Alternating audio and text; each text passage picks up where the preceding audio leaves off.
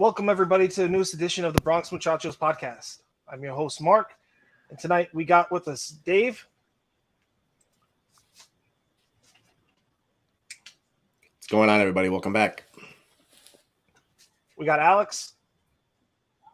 Hello, everybody. We got Danny. What's good, everybody? And a special guest tonight is Lindsay Crosby.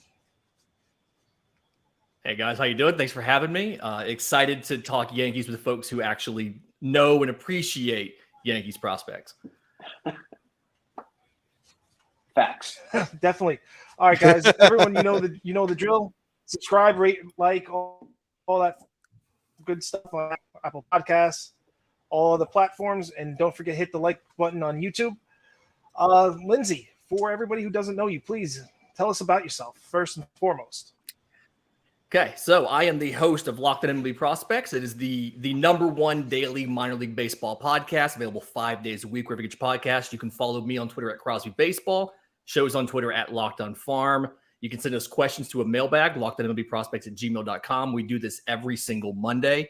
I am a baseball podcaster and a writer. I cover both college baseball for Sports Illustrated, as well as dabble a little bit in fantasy baseball and writing about prospects for various sites around the internet. But I've been doing this show for about a year.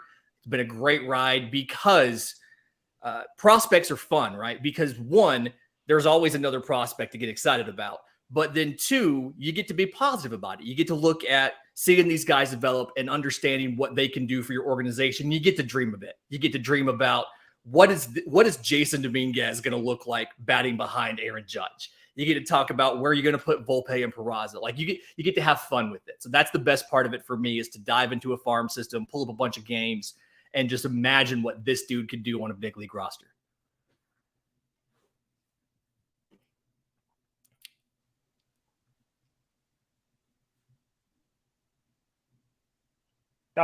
Thank you very much for all that, Lindsay.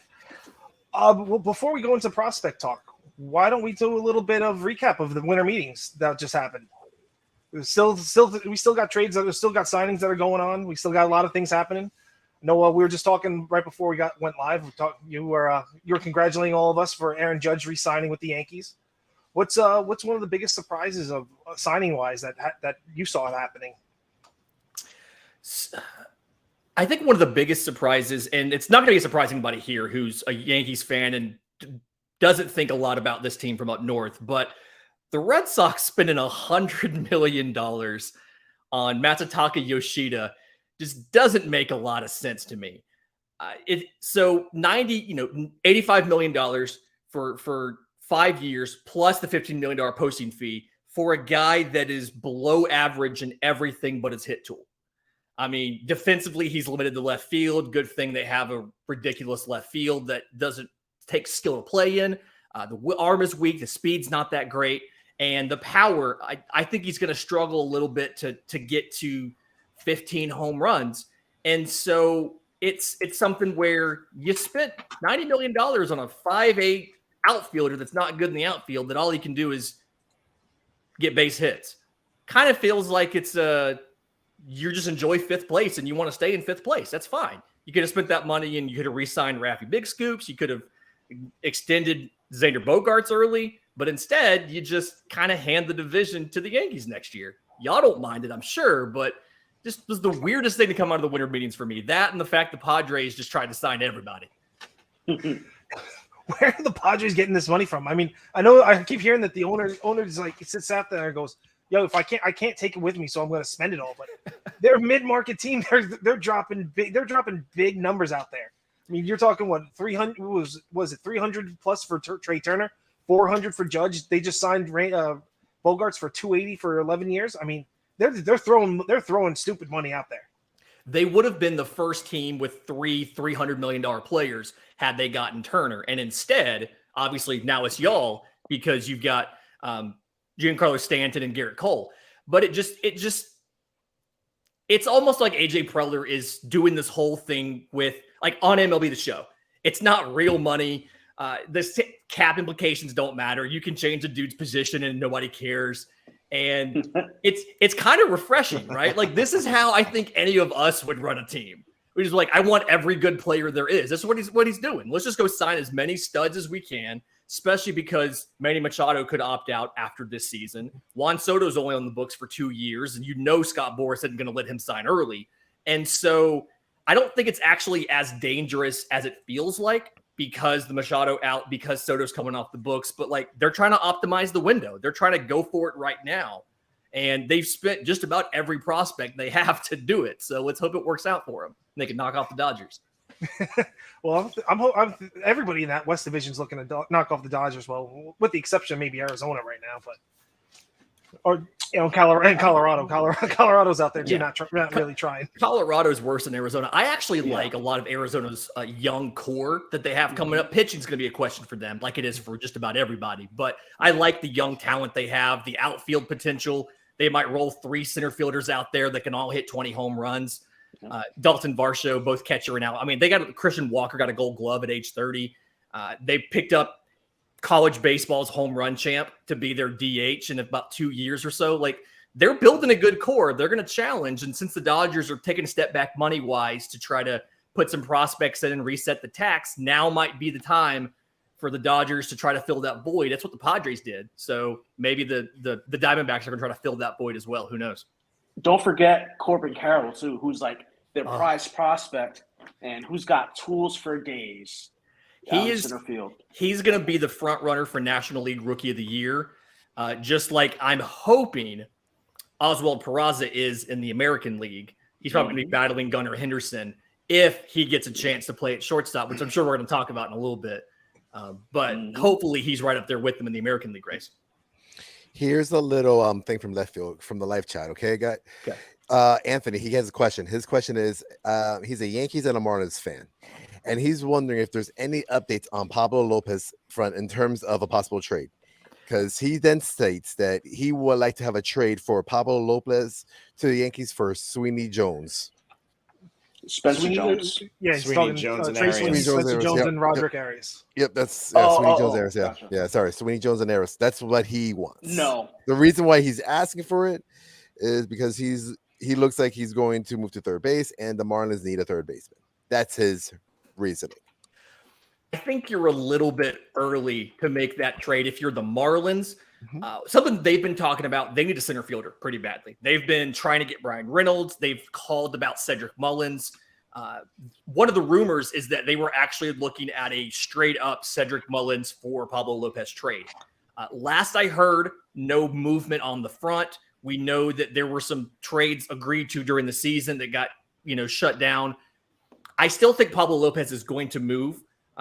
Some people with the Cubs have told me that they're interested in Taylor Rogers, trying to get him. They think they can fix him. They do a really good job, similar to the Yankees, about getting a lot of horizontal break on the sliders and working on the induced vertical break on some of the fastballs. And so they think they can fix Taylor Rogers. Miami said they want to trade him. They haven't done it yet. I think they want to try to bring up a third baseman out of their organization. Not quite there yet. Don't have a guy ready now. But the biggest need as far as the trade goes has definitely been center field for them. They got a bunch of corner outfielders. Just need a stabilizing presence in center field.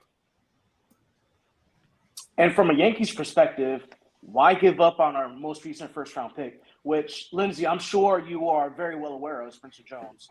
Hard not to be. He's huge. Yeah, exactly. He's huge and big-time SEC player playing at Vandy. So we'll talk about him a little bit later. But, Sweeney, I could see being part of any package deal because we're so heavy up the middle. And Sweeney could move to the corners. I would love him profile-wise in a corner with that power. And then Roderick Arias, he's, once again, like our prized possession coming out of the Dominican. And I don't see the Yankees giving up on him for anybody less than one of the best players in baseball. And Pablo Lopez is not one of the best players in baseball. It's just no. But nice try, man. I appreciate that. The question.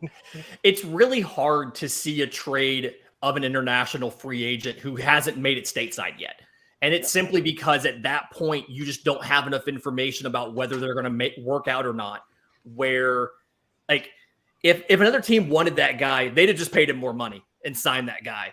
And so it's usually when they get stateside, that's when you'll see him first get talked about in talks, unless there's a team just desperate for him and is willing to give him way too much for that. So we'll see what happens. No, Yeah,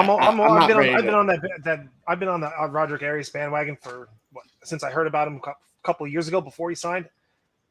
There's no way I'm looking for this team to trade him at all. We're going to talk about Peraza obviously in a little bit, but I always said that he's going to be one of those. I thought he was going to be he's got more tools than Peraza does, and could be equally as good at shortstop. But I mean, Roger got new videos. Roger, he's gotten big. He's gotten muscular. Mm-hmm. And he's looking. He's going to tear it up when he comes stateside. Yeah, I think I saw something where the bat speeds always look good with him. The swing is a beautiful swing, but the arm massive, like you said, and then the physical development. That's what I was kind of waiting on, and I really don't get a chance to look at a lot of these guys until they get stateside because I'm already trying to cover 120 minor league teams and everything, but. I mean, it's hard not to know about Roderick Arias and kind of hear some of his potential. That was one of those conversations, which we have with a lot of Latin American players, right? Is the physical development, what's he going to do? We saw Jason Dominguez had a little bit too much physical development and had to work on that a bit. And so that's kind of the question, and that's kind of what's going to happen. But the arm might be 80 grade, which isn't something you see every day. It's very, very good. And so you've got a profile of a couple years from now. He looks like he's ideally suited for third base, provided that incredibly long maturation time works out. You got so many things that can go wrong. It's hard to count on one of those prospects from the Dominican right away. No, that's 100% true. And an 80 grade arm, especially if he's 18 years old, and he's 18 years old. Yeah. You know what I mean? This is an 18-year-old kid with an 80 grade arm. That's mind boggling. Like how, and just the transition he's doing at shortstop from glove to hand from throwing hand is out of control.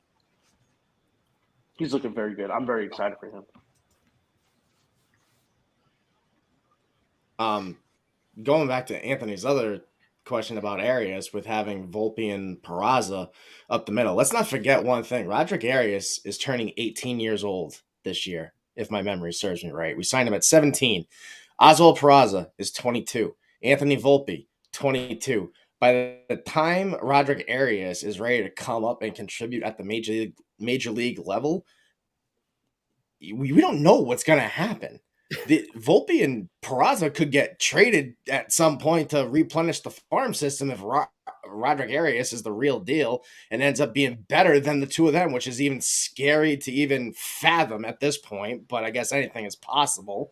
But yeah, I don't see them moving him just yet. Not for pennies on the dollar at that rate. Yeah, it's just so rare to see somebody trade a prospect that young, that early in their career. No way. Bring him stateside, let him get a taste of competition in the complex league, and then from there, typically you have the advanced data, you have the TrackMan stuff, you have Hawkeye, everything else that you need to at least have a little more informed opinion about where they are to even begin to discuss a trade. But obviously, it is kind of an extreme risk profile because you've got so long, both time-wise and physical development to go before he's to the big leagues. Like you said, it's going to be 4 years before we see him in Yankee Stadium on a optimistic time frame. Right. And another thing people also need to realize too, prospects are just what they are. They're prospects. They are lottery tickets. These guys could fall off the, Volpe and like all these other guys could fall off the map like this at a moment's notice, which we hope doesn't happen, but you don't know what's going to happen in the future with some of these guys. Look at Anthony Siegler. He was a perfect example. Everybody thought he was the next coming starting catcher, and he can't even get out of high A or low A. Dave, relax, Dave. Last year. Dave, relax. You never know. One bad or good night at Vegas could change your whole career. You never know. One of my favorite stats. That's what I'm saying. Like these guys are lottery tickets. You don't know what's going to happen. One of my favorite stats about prospects is that once you get past the first round, a prospect is more likely to never appear in the big leagues than to make it to the big leagues. It's like 73% for the first round, Round 2 is 51%. And then every round from then on, you're more likely to not appear in the big leagues than to be there. And only 9% of players from any given draft will actually accumulate positive WAR at the big league level. So the implied, when we're talking about projecting out these players like a Volpe, like a Dominguez or anybody else, and we're talking about, well, like this is the best case scenario, this is the worst case scenario, we're just ignoring the fact that the most likely scenario is they're never going to make it. The inherent conversation is assuming they make it. Here's the most likely outcome. Here's the optimistic outcome. Here's the lower area outcome. But 9% of players in any given draft will ever get positive WAR, and most of them will never appear in a big league game. And that's the thing we always kind of forget when it comes to prospects. They are so risky, especially pitchers. Oh, absolutely. I heard something last night. I was watching the lottery draft, and I think they were saying out of the top 6 picks now, I think in the past 10 to 15 years, I think 90% of those guys have made it to the big leagues, which for them is really good. But like you said, it just the numbers just start falling off the cliff the further and further you get away from like the top 5, the top 10, things like that. But I want to circle back. Nick Amante was writing in the chat. He said that he loves Peraza, but he thinks Gunnar Henderson is easily going to be the favorite for Rookie of the Year. He is. I agree with that too. And then he has a question. And then Nick also has posed a question for you, Lindsay. He goes, "Do the wild free agent numbers make prospects even more valuable in trades right now?" Oh, that's a great question. That is a very good question. Outstanding question. Yes and no. And the reason I will give you both. So yes, it makes the prospects more valuable because you're looking at the difference in what you're paying a prospect versus their production and what you're paying that star free agent and their production. The difference, the delta between the two is so significant. You cannot build a competitive roster of nothing but free agents. Now, the Philadelphia Phillies are out here trying to prove me wrong, but for the most part, you can't, they don't care about defense. It's just ball go boom. But you have to have the prospects, one, to supplement and fill in on trades when you can't get on guys, and then to have your role players, to have your homegrown talents. Like, look at this roster right now.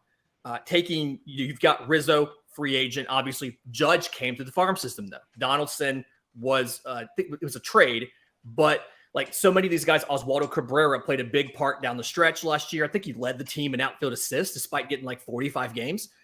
Came out of the farm system. You can't do everything through free agency, but the prospects are useful if you're willing to trade them. And so many organizations, fans and GMs alike, overvalue their own guys and undervalue everybody else's. The number of people who have come to me with trade proposals to go get a Corbin Burns or to go get a Sean Murphy, and they're like, well, here's these 3 cast-off players we're not using. It's like, dude, you're overvaluing your own guys and you're undervaluing their guy. So if you're willing to be objective and not get attached to your prospects, then having a great farm system is very, very useful to go out and supplement your roster if you're willing to make a trade.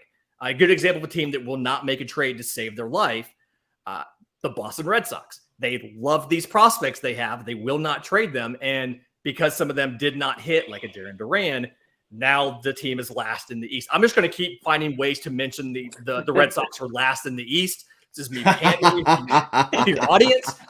Find ways to reiterate that they're not good right now. Yeah, they are terrible. Chaim Bloom, we're fine with that. We're fine. I got no problem with that. I got no problem with that at all. Like, why are we even crying about it's this? the dumbest ballpark in baseball with the dimensions being ridiculous. Come on.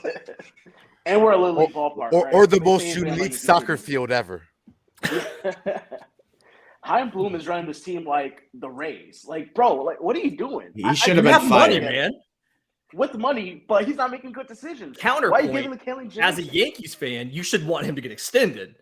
Yeah, no, right, 100%. Because 100%. he got there and he had Mookie, he had Xander, he had Rapid Devers, and what has come out of that? Benintendi. Like four prospects that are none of them are in the big leagues, and that's about it. Oh, and a Japanese outfielder that can't put a ball over the fence, even in left field in Fenway.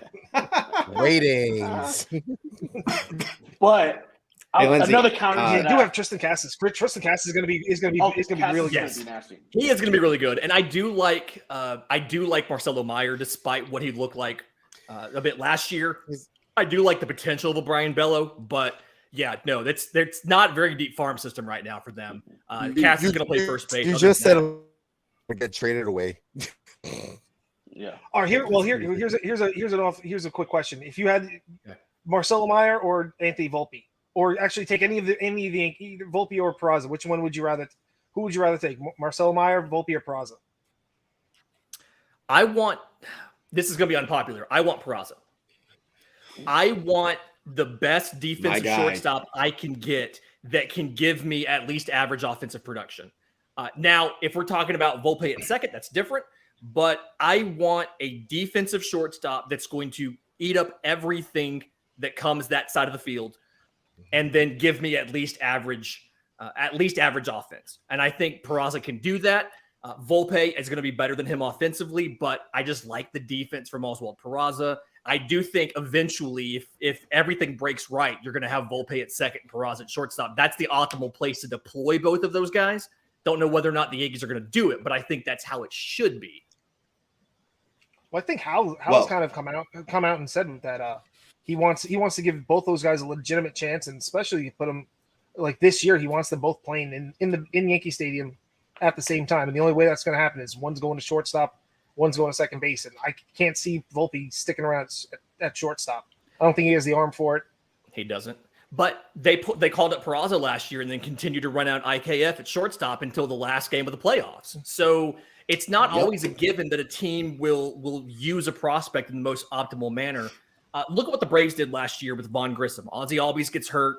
They cycled through a couple options, including cover your ears, Robinson Cano. And then they bring Vaughn Grissom out there and put him at second base. And so they get about 45 games of MLB level tape on what Vaughn Grissom can do offensively and defensively. I think he just barely has rookie eligibility right now. But they're going to go into this season. They have a list of things to work on in the offseason. He's down in Danny's area of New Orleans, working with Ron Washington on some of that stuff. Whereas Oswald Peraza gets called up and plays once a week, spends as much time at second as he does at short, while IKF goes out there every day at short. And so now you've got about 10 or 12 games of Peraza's at-bats against big leaguers compared to what the Braves got with Grissom. I understand the pennant chase. I understand, you're going for the playoffs and everything, but it felt like a prime time to give Peraza some extended playing time so you could see, is he ready or not? Because there's nothing that can replicate that 30 games of experience that he could have had at the end of the year. Yeah. This podcast completely agrees with you. So I'm known as the president of the Oswald. I'm known as the president of the Oswald Peraza fan club on this podcast because I've been beating this friggin' drum since off season of 2021. And why it just seems like to me like they are scared to play this kid at shortstop, but they didn't hold back with playing Cabrera in the outfield, which I get necessity was of the essence in that case. But like, why are they so afraid to play these kids and just let them play? Why are they still running IKF out there instead of the legitimate solution? I mean, MLB made a whole video, like a whole commercial campaign behind let the kids play, get them in the game and see what they can do. And I think, so there's a lot, think about it from the manager's perspective, right? There's a lot of, if you play Peraza and he doesn't do well and the Yankees lose games that could have been winnable, it's going to come back and it's going to impact him, right? Boone's going to get flack from the media, flack from the fans. It's going to be in the papers that he's playing these young kids in the heart of a playoff race and it hurt the team. Flip side, if you start this season and Peraza's not the starter right away because you don't have enough information about him, nobody's going to look at Boone and say, well, this is your fault you didn't play him last year. They're going to assume, okay, it's a prospect, he's just not ready. So the cost benefit analysis for a lot of managers works out. Stick with what you know IKF, you know what he can do, what he can't do. Stick with him versus the new guy. It takes it's really tough to overcome that and to say, I'm going to play the prospect, even though we're not 100% sure he's ready. Look at, I hate to say this, look at what the Astros did with Jeremy Pena. He had not had any games in the big leagues. Mm-hmm. They did not know what he was going to be when he started, but they were confident enough to bring him up and install him at opening day, and it worked out. You never know until you try it, but it's a more visible failure if you put him in late in the year and he fails than if you bring him up early in the year and he struggles. And one more follow-up, and I know this is going to be slightly off topic, but I just want to get your perspective on this. Say Carlos Rodon doesn't sign here. I would want them to go and get Zach Gallen out of Arizona. What do you think the legitimate prospect package with current major league talent is to get him out of Arizona? Let me see his contract real quick. I want to say Gallen's got 3 years of control left? 3 years control, yes. 23, 24, 25. Okay, so you're probably looking at, as much as I hate to tell you this, because it's, again, people overvaluing their own prospects, you're looking at one of the big three. That's what they're going to ask for. Now, I'm not saying you should do it, but I'm saying they're going to ask for one of the big three. And in their scenario, like it's not a great fit from the strengths of your system and the needs of their team, right? They need pitching. They've got a ton of outfielders coming. They've got a ton of young position players, including a hotshot shortstop of their own that they're excited about. Whereas your top prospects are outfielders and shortstops, and then wherever Austin Wells is going to play. And so it doesn't match up very well unless you send them a big league piece. Mm-hmm. And you're in a contention window right now. You just spent, the biggest position player contract in history to get Aaron Judge for the next decade. You can't be giving away pieces off the big league team. You traded some pitchers last year at the deadline. Winowski, a couple of those guys could have been used in a deal like this, but you could do it. It would be tough. You'd have to do probably one of the big three, as well as like a Luis Gill, and then another piece somewhere in the mid to late teens, like a Clark Schmidt or a Clayton Beater or something. Okay, so IKF, Aaron Hicks, and Josh Donaldson. Got it. I just solved the whole offseason right there. And throw Higgy in as the sweetener. Oh, yeah. Higgy's the sweetener. Okay, here's the issue with Higgy, though. The weakness in this system is definitely at catcher, right? Yes. You've got one guy like in that the for top years. 25 that's a catcher, and we don't even think he's going to stick at catcher in Austin Wells. And if he does, he's not going to be a very good one. And so, like, that's the issue.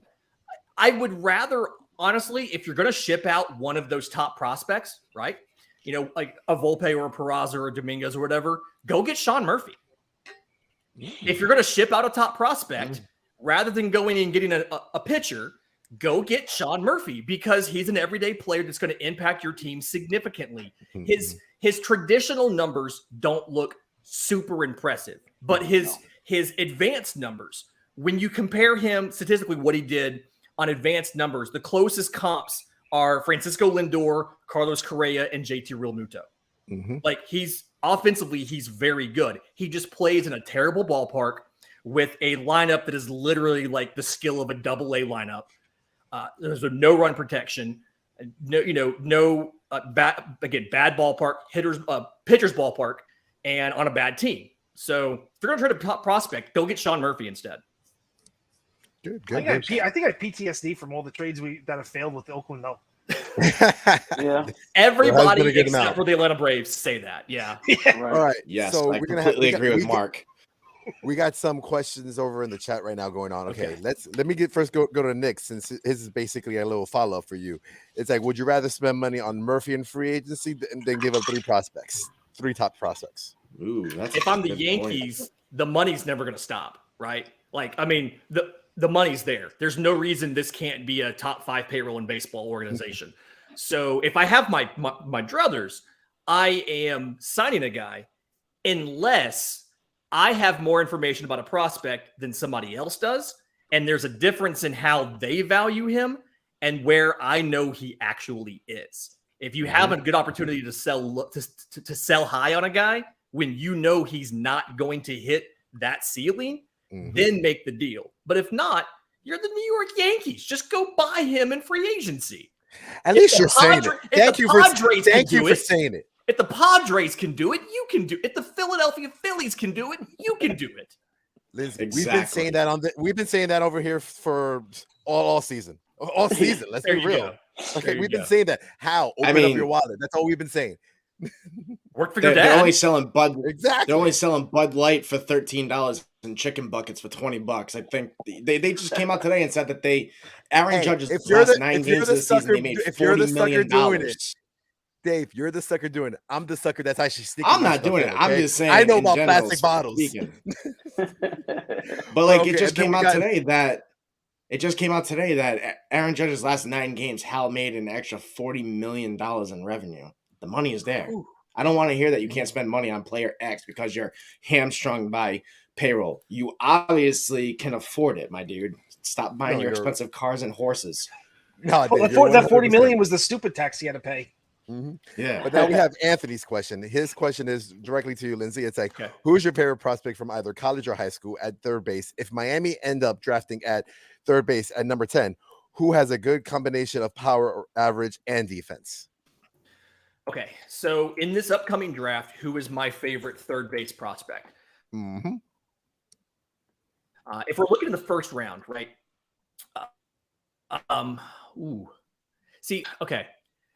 Jacob Wilson from Grand Canyon University is a shortstop. I think he'd be really good defensively there, but I don't think the power is going to end up where you need it to be. Braden Taylor from TCU. He's got just an average runner, but he's got very good exit velo, a lot of power. He looked good on the Cape this last year.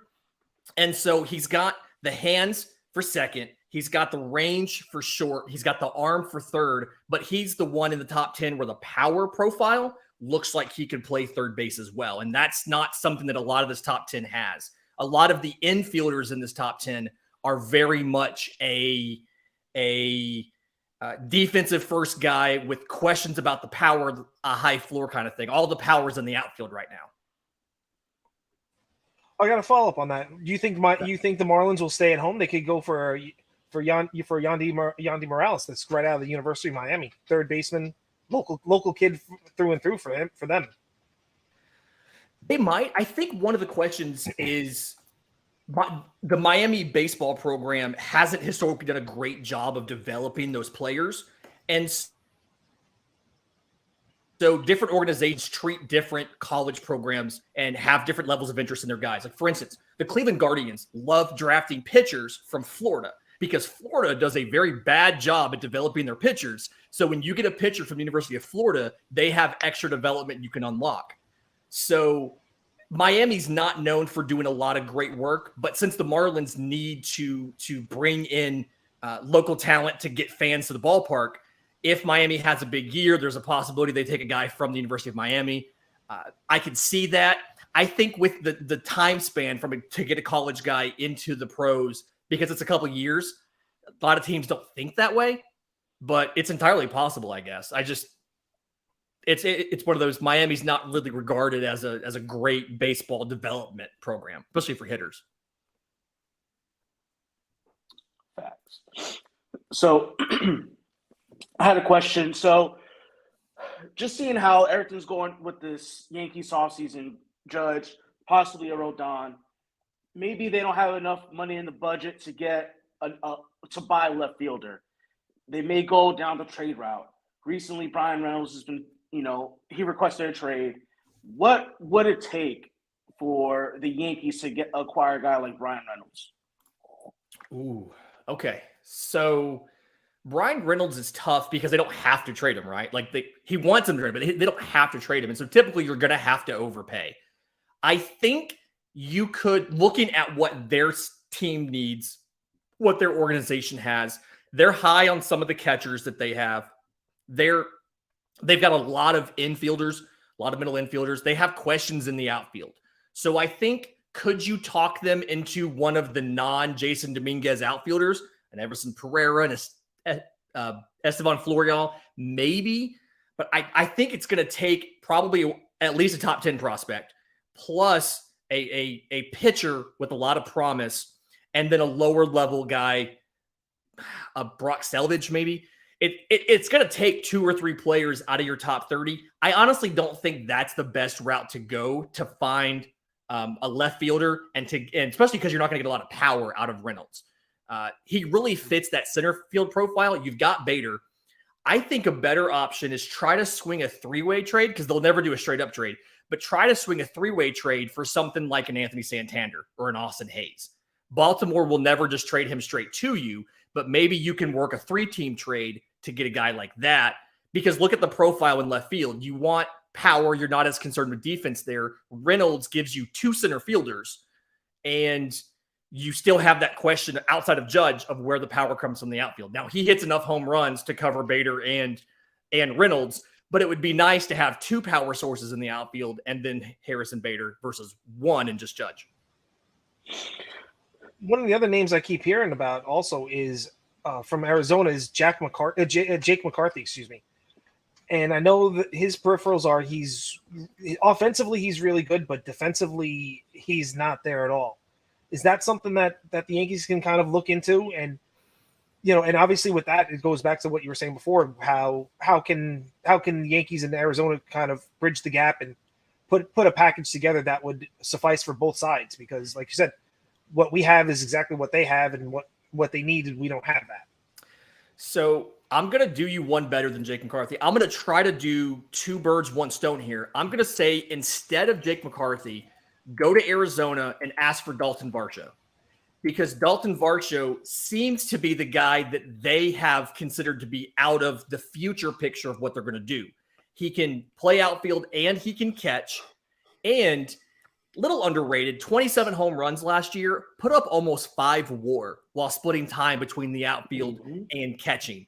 So to me, he's a great option. He can cover your left field. He'll have the defense of somebody who can play right field. He's got a good arm, but he can also fill in behind the plate. Maybe you do want to flip a Higgy or somebody else in this deal, or just have an outfielder who can be a third catcher who can split some time. I think he's the better bet, but Jake McCarthy is somebody. There's been conversation, who are they going to trade out of that outfield? And the conversation's been Alec Thomas or Jake McCarthy. I think you go for Varsho if it's me.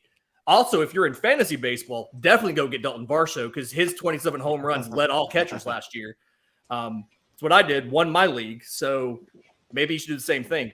But like, I think he's the best option. But if you're going to do Jake McCarthy, that's also a good bet, because they got to move somebody. They've got Alec Thomas, they've got Corbin Carroll, Varsho, McCarthy, and behind them, about 2 years, maybe 3 years away, is Drew Jones.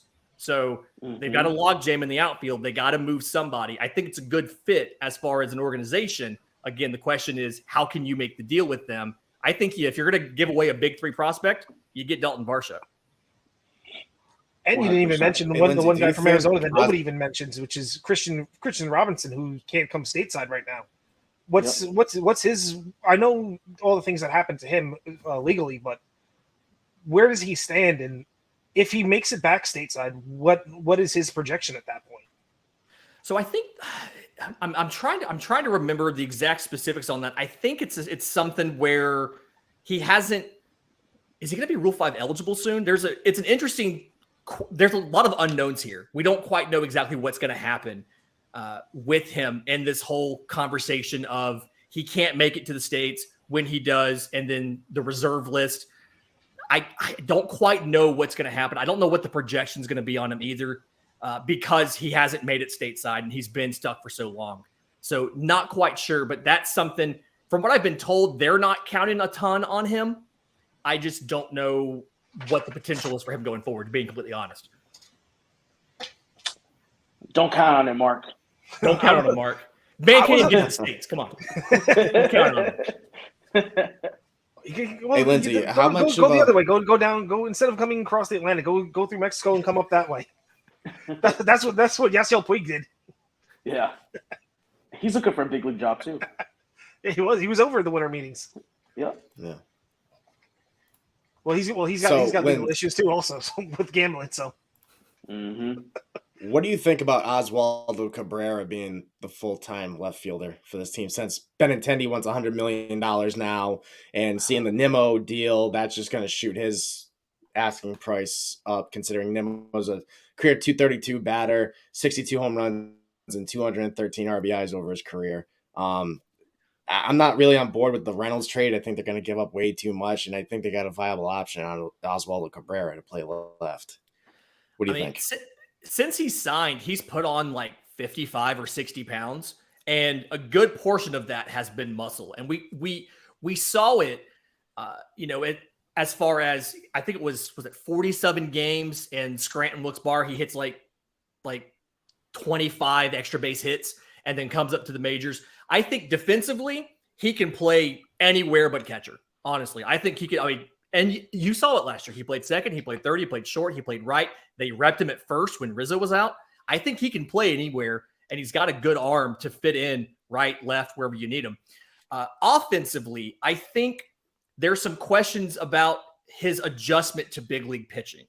And specifically, it feels from the outside, somebody who doesn't watch every Yankees game, it feels like he struggles mostly with velocity, gears up for the fastball, and then gets tricked by something off the plate.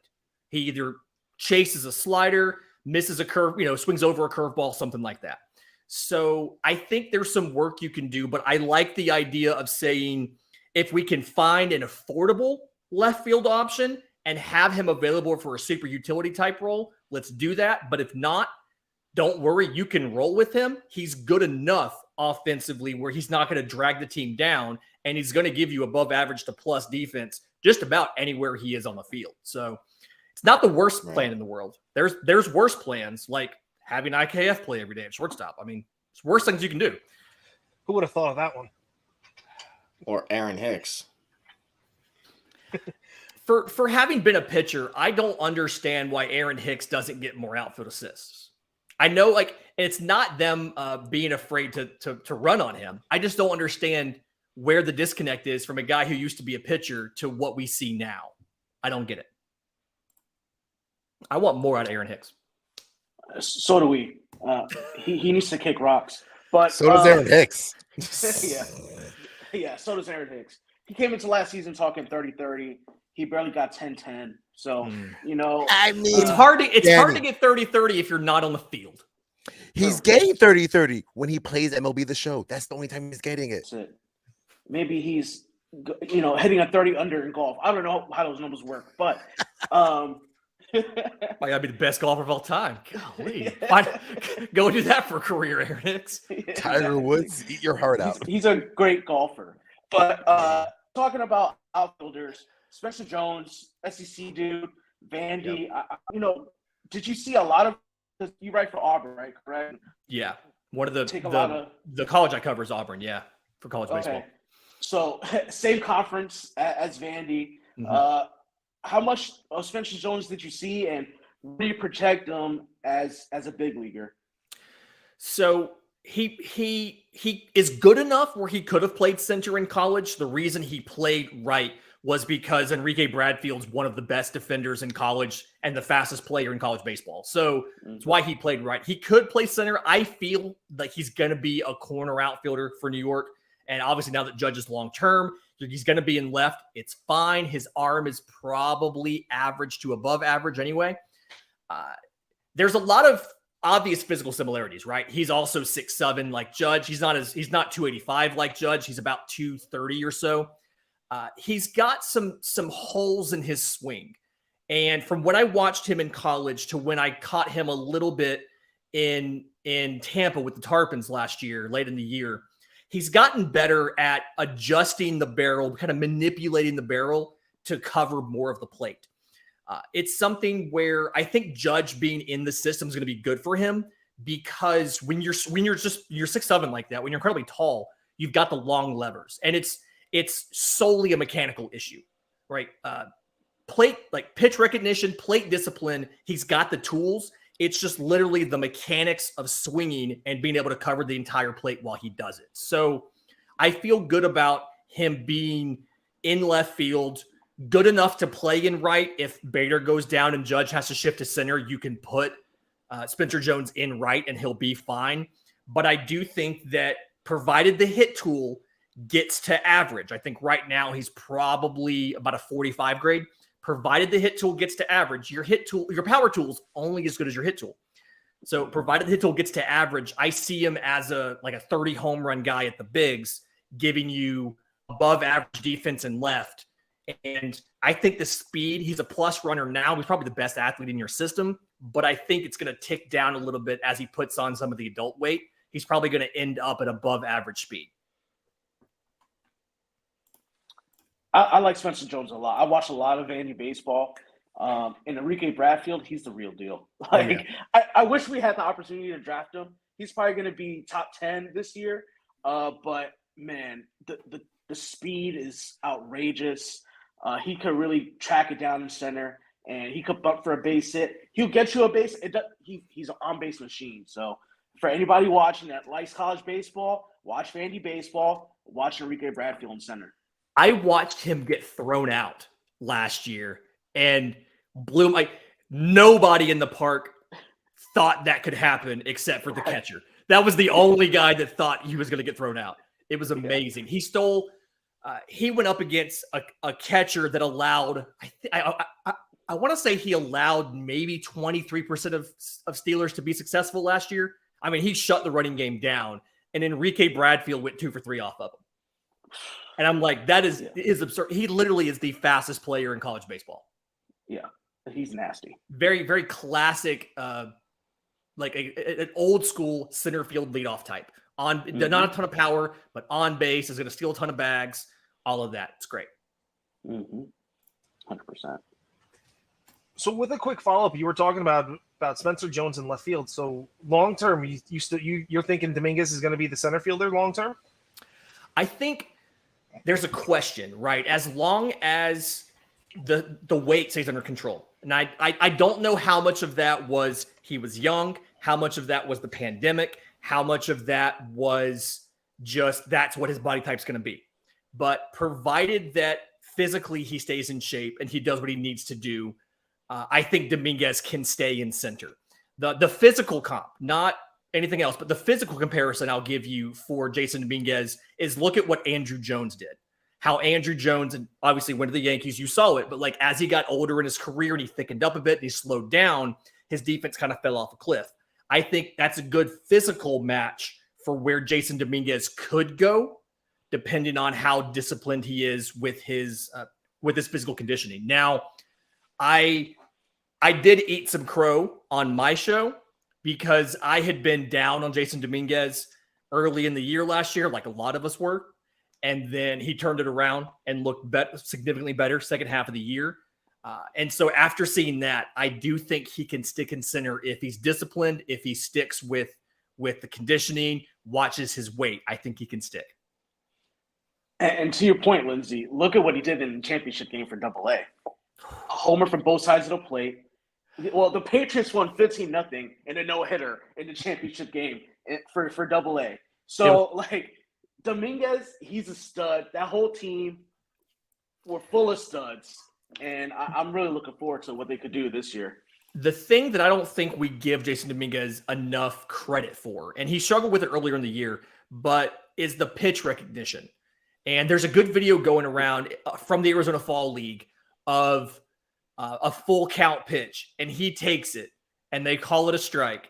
He's out. He challenges immediately, and it was barely a strike, but he was right. He was the only one in the ballpark that thought that was a ball, including his own team. I think we don't give him enough credit for that. It's just he doesn't always make great contact, but he at least recognizes this is a pitch that is hittable and this is a pitch that is not. And so that's something that's going to come. I think he's going to cap out as an above average hitter with plus power. And then again, the ceiling question is all about how the body continues to develop as he matures. It's so much fun to talk about. Like you start off the show talking about prospects and dreaming on them. It's kind of like, as Yankee fans, we're all kind of guilty of loving our prospects to the point where we want to keep them all. Like, I don't care who's out there, but at the same time, you know, having a guy like Brian Reynolds, I know you may not be as high on him as I think. I like Brian Reynolds a lot. I like his profile. That's more a me thing than you think. Don't worry about it. That's more of a me thing than you think. So, like, we set this like offline in our chats, and I'm like, I trade Dominguez for a guy like Brian Reynolds, who's gonna give me a 5 WAR right now. Like, I don't know what Dominguez is. Dominguez gonna get me a 5 WAR in 26, 27, 28? I don't know. I see it, Danny. I see it. You're trading me away. You're trading my cousin away. I hate you now. I hate you for life. I think there is, Danny, I think there is a conversation to be had. Sorry to cut you off. I think there is a conversation to be had about at the trade deadline, depending what the division looks like, what kind of acquisition you go out and make. And depending on what Tampa Bay does and depending on what Toronto does. I feel like those are the 2 wild cards as far as we don't know what they're going to look like next year. Because it feels like Baltimore's gonna make a push. Like, they've gotten better. They're promoting the prospects. They're gonna be more impactful. But depending on what the division looks like, I think there is a conversation at midseason. Do you consider giving up Jason Dominguez if you can get a big enough player, an impactful enough player to push you over the top next year? I do think that's more likely than some of us want to admit. And I'm sorry, Alex, you're going to lose a family member. No, I'm messing You can around. go visit them. You can go visit them. It'll be fine. Hey, it'll be a shock he actually lets me see him, because that's a fact. He's probably got a ton of cousins, and he's like, I don't need all y'all to come in again. For real, but like that last name. That's it. Can you imagine, like, if Shohei Ohtani gets moved at the deadline, like what that's going to look like? Now, granted, that makes things tough on y'all because you already have a full-time DH in Giancarlo Stanton, but you'll figure out a way to make it work, right? I think everyone's going to make it. Everyone will figure out a way to make it work. He fits in 30 lineups out of 30 teams. I mean, and he can lead the pitching staff. You don't want to, Dave. You just hit him, bro. Like, you don't want him, or you don't want in New York. He can't pitch in New York. That's because it's us. It's the Yankees. Dave, bro. Dave. If it ever happens, I want to know what your answer is about him after the season's over. Because once the season's over, until they find a way. Dave. Until they find a way. Dave, quiet. Until they find a way to move. No, I'm going to finish what I was going to say. Until they find a way to move Giancarlo Stanton out of that DH role, Shohei Ohtani ain't coming here, bro. Yeah. You got a point. Giancarlo's got that DH spot locked up for quite a while, at least the next 8 seasons. He's got a lot of money. Five seasons. It's hard to move him. Oh, yeah. 5 seasons, whatever the hell it is. It's been a long time. There's a club option in 28 on him. I think it's like a $25 million club option in 28. He can. Oh my he could have opted out 2 years ago. He could have, but no one was going to pay him the money that he was getting paid. Exactly. No one's going to pay him that money. But I want to. We're talking. We were talking about this guy before, and Danny was bringing up the Double-A team. You mentioned Austin Wells. Now, I've said many times before, I don't consider him. From way back when said I don't consider him a catcher, and I heard the report saying that he's passable now. The arm strength is getting better, but he's not. It's not there. He's really trying on defense, but to me, he's still not a catcher. And if he's not a catcher, then there's only 2 places for him to go. One is left field, and it seems like outfield is getting pretty crowded really fast. And the more suitable spot would be first base.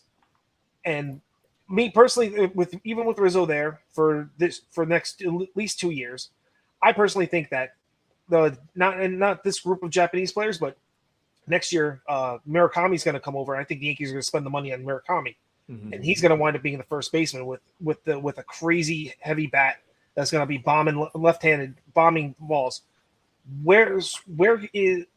I'm guessing then Wells has to be some sort of trade bait, or if they keep him, what is the plan for him? Where will he be? I think if the international signing isn't made, then it makes sense to put him at first base. I don't know how well he's going to work out in left field. The speed is fringe to average. I think he could get by. I would like him better at first base. I do, honestly. I think he's probably one of the best, like right now, probably the best power hitter in the system. I do think Spencer Jones can pass him eventually, but right now I think Austin Wells is the best power hitter in the system. And so I can see a scenario where you have him and Rizzo, and you're trying to get Austin Wells enough playing time. Maybe Rizzo gets hurt again, the back flares back up. but you get enough playing time from Austin Wells to know, can he fill in at first base, or do we need to go spend money on an expensive free agent? Like we mentioned earlier, every guy that you can promote from your minor league organization to take a spot at first base or to take a spot on your big league roster saves you money you can use somewhere else.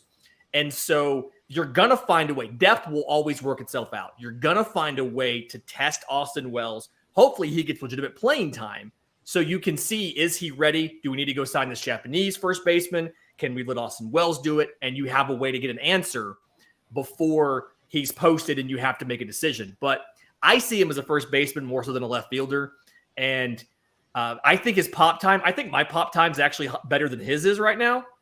And I'm left-handed. So, like, what's that tell you as far as a catcher goes? So he's not, I don't think he's going to stick at catcher. I really do think he has a better chance at first base than maybe we're giving him credit for. And I think the Rizzo getting a shorter deal like he did kind of gives us a hint as to what the Yankees' plans are at the position. But you're right, he might get traded as a trade bait because he is a top 5 prospect, and a lot of organizations, especially like the Nationals, see things like that and gravitate towards it. So if there's a player that you want, you have a trade chip you can afford to move if you're planning on signing somebody to come in and take his place. So keeping with the catcher theme, what do you think about Antonio Gomez? Do you think the Yankees hold on to him long-term? Do you think he's a long-term solution at the catching position going forward? Last season, between high A and low A, 252 batting average, 8 home runs, 48 RBIs, 1 stolen base, and a 701 OPS. But he's got a cannon for an arm.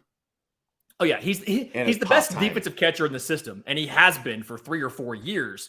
But that's kind of all that it is. Some of the exit velocities have gotten a little better, right? I want to say he hit something like 104, 105 last year as far as max exit velo. The arm, the defense, he's going to be able to have a job at the big league level solely because of his defense. He has a high floor, right? But it's a backup catcher profile as of now. Maybe now that he's hitting that 21, 22, catchers take longer to develop, right? And you never see him taken in Rule 5 drafts for a reason. It's because it takes so long to get one ready for the big league level. You still got time. Not quite sure. I think you're going to keep him simply because I don't know that he's super appealing to other teams until he figures out more of the bat. 252, 332, 369 is not quite enough to go out and trade for him unless you think you can fix him. Facts. And like playing the FSL, like as a catcher, it sucks. Like, there's no shade, you know, you're in the hot sun all day long. ABS. You're not even getting to practice the thing that you're good at. And right. And something real quick, I was talking to some folks about the ABS system and everything. At the big league level, they're not expected to do the full robo-ump and automated balls and strikes at the big league level. I think what's a lot more likely you'll see at the big league level from people I've talked to, folks I've discussed this with, both inside organizations and with baseball, is you're going to see the challenge system. And so guys are still going to have to be good at framing, be good at balls and strikes. It does help pace a play a bit because letting the ump call it is faster than letting ABS do it. But we're not going to go full robo ump, and being in low A like he is, it really kind of hurts the development to me. And you'll see some organizations, the Pirates, move Henry Davis out of low A because they wanted him to get and be required to practice framing and practice all of that. So I think that's a step he needs to do, is to not be a Tampa Tarpon, but move on so that he can work on that in games. Because yes, he's good at defense, but that right now, that's his carrying tool. So he needs to be as good as possible at it. Dave, the chat wants you. Okay, and I have a question for you. Okay. Here I go to FIU. I went to FIU. Good old Panthers. Who do you say is the man from the Panthers for baseball wise?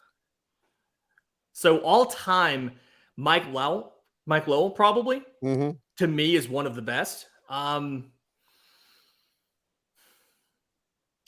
Right now, I can't think of a single play. I don't know anybody on the team right now. I don't know anybody who's there right now. But I think historically it's Mike Lowell, definitely. He's probably the best one from there. Guess I shouldn't have spent my days getting ready to go to FIU baseball games this season coming up. Bro, they won like 12 games last year. I think it was so disappointing. Which is not good because you play like 50. Exactly. I know. It was so disappointing. It was so disappointing watching it. I was like, oh my gosh. Sorry to you FIU Panthers, but your baseball team is not good. Hey, but, Golden Panthers. Golden Panthers. Oh, Golden Panthers. Put some respect on that name, Danny. Yes, thank you. Golden Panthers. All right. Okay, so, we got some gold somewhere. We got some gold somewhere. It's just not at the baseball team or the football team. Yeah, I mean, hey, can't win them all.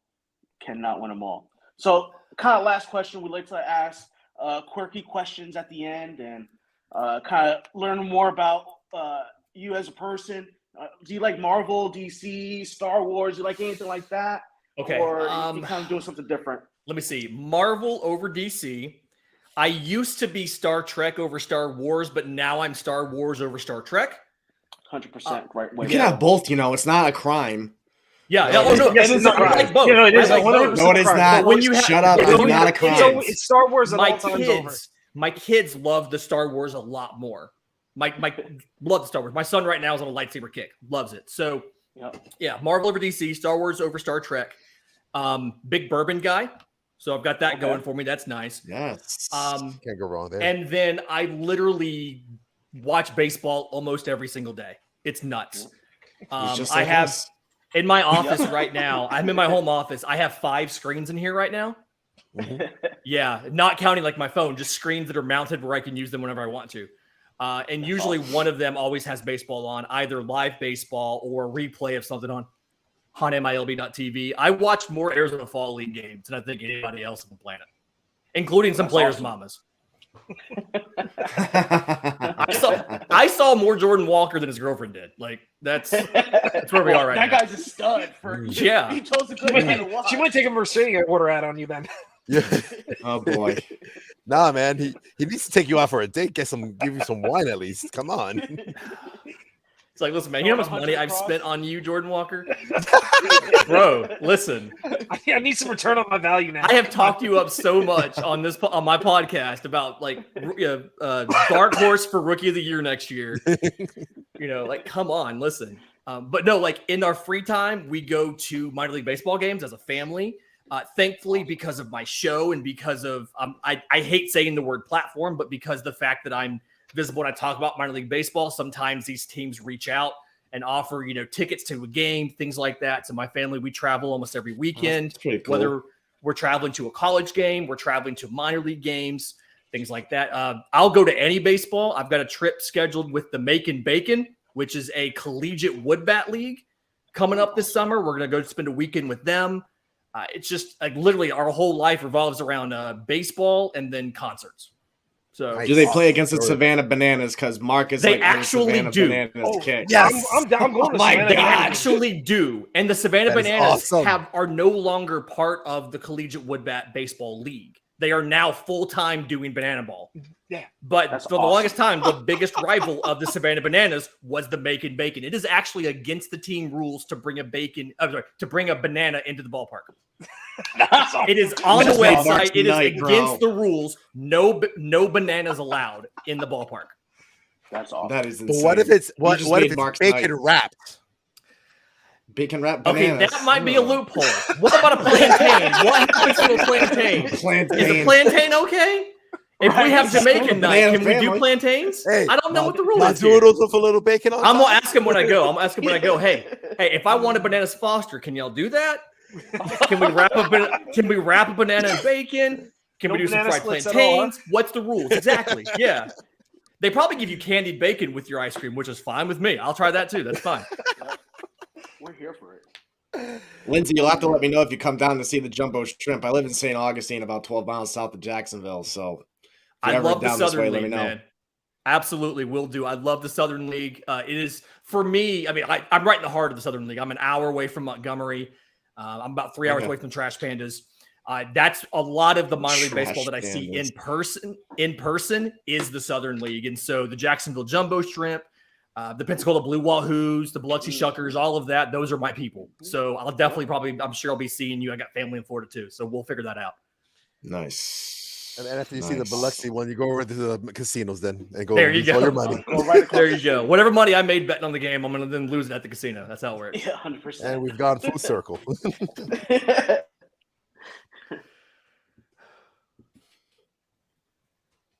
All right, Lindsay, wanted to remind everybody where to find you, and then we'll wrap this thing up. Please do.